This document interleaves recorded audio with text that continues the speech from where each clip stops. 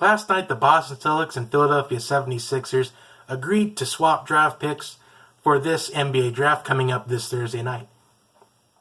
So today I'm going to kind of break down this trade, go over who won and lost this trade and why, and probably why this trade went down. So please stay tuned. The next 4 minutes, I got some really good quality information out of this. So it'd mean a lot to everyone that watched this. Okay, so Philadelphia got the number 1 overall pick from Boston. Boston is now picking number 3 instead of number 1. The Celtics also got the 2018 Los Angeles Lakers first round pick. But they did get to keep Brooklyn's pick for next year. So right now, I feel like Boston definitely won this trade.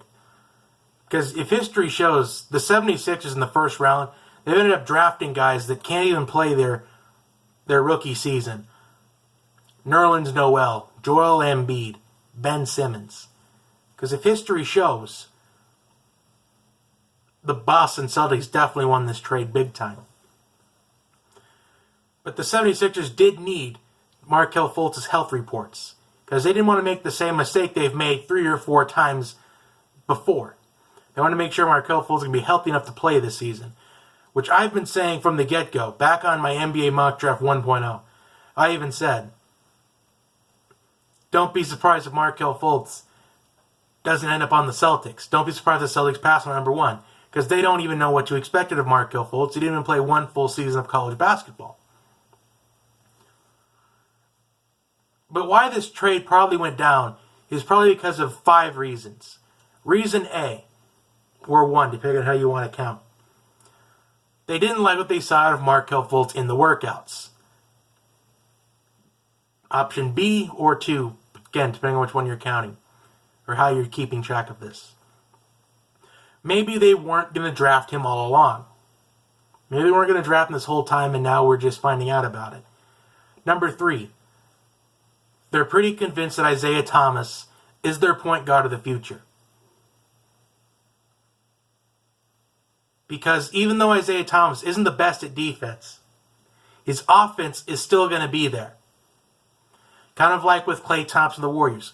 If he's struggling shooting, his defense is still going to be evident in a game.